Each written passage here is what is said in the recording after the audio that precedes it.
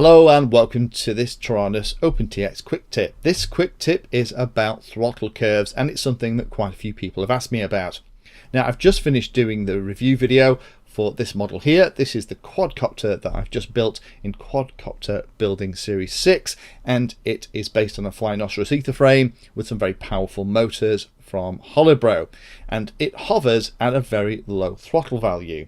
So I need to change it a little bit because I like most of my models to hover when the stick for the throttle is in the middle position. And that means that if I take 2 or 3 models out with me to fly, then irrespective of how powerful they are, that's, to me, just the way that my kind of brain has worked with the radio, that feels to me like where it should be, hovering neutrally in the sky, and then all the other stick position is going to be acceleration.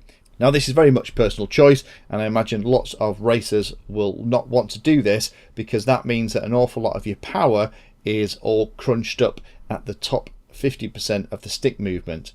But as I've been asked about it, and I'm just about to change it on this radio because the throttle position for that model is so low, I thought, you know what, this is a perfect chance for me to film what I'm doing. So the way for you to figure out what the throttle position is before you go and fly, just page across until you get the monitor screen, and that will show you all the different channel values for the main controls, including the throttle. So if I put the throttle to roughly the middle position, you'll see it's about minus 0.3, minus 0.9, and we have our full normal linear throttle range. Now, in the testing that I've just done with that quadcopter, I'm finding that it's hovering at minus 41% throttle, so it's quite a little beastie. So I need to change that. So what I'm going to do, let's exit out of here. We're going to go into menu, and first of all, we're going to create a curve that we can add to the throttle. So we're going to go across until we get to the curve menu, and there is the throttle curve that I've kind of already got set up. Let's go into there.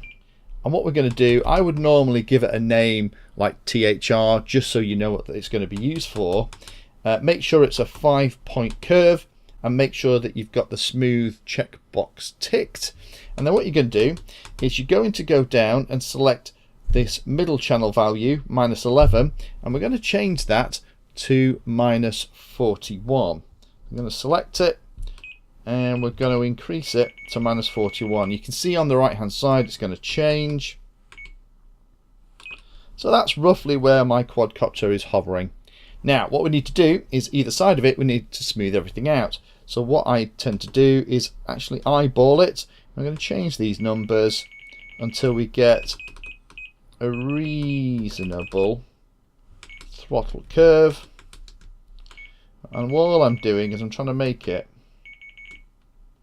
that would work, so that we still have the full throttle value. So that's 0 throttle, that's 100. The middle position though of the channel is going to now be, when my throttle stick is at 50%, it's going to be about 41, 42, and I flattened the throttle around that as well, because that will give me much finer control of the hover point. And that's, I think, why some of the people were asking me about this quick tip. And this was a very common thing that we used to do back in the day of flying radio controlled helicopters, because this would allow you to give you much finer control of the hover point on a throttle. And it's still blooming handy to have if you're teaching somebody to learn to fly, is to get them to be used to that middle throttle position as the hover point. And then, because you've kind of introduced almost like expo for the throttle either side, there is much finer control in rising and sinking of the model. So now we've done that, let's come back out. We're going to have to add that throttle onto the input. So we're going to go to inputs. We're going to select the throttle by holding enter, and then we're going to say edit. We're going to go down here, and normally where we'd put in expo on the other channels, we're going to say we want custom, and we're going to call it the curve, and there's that curve that we set up before. So now if we come out of everything and go into that same screen, there's our throttle value. But now when I get to the middle channel position, it is about minus, there it is, about minus 41.9. As I go, there's the rest of the throttle. Now that means an awful lot of the power is up here in a very small amount of the movement, So on a really powerful quad, you might want to change that a little bit, but hopefully that helps. If you know where your model is hovering and you want to make it easier, go into the curves, set that curve so that the middle position is that hover point, set the other two positions to flatten out that curve, and then it should be a little bit easier to hover and to fly. It's very useful if you're learning, and it's also useful if you want to get a number of quadcopters in your fleet to have very similar throttle stick positions for their hover points too. If you found that video useful or like the content, then please hit the like and subscribe button down below. If you want to go the extra step, you can become a Patreon of the Painless 360 channel and help provide support for what I do here. All the videos created here are put into playlists, so if you're interested in a particular topic, have a look at the playlist, and they all are organised in there to make them easier to use.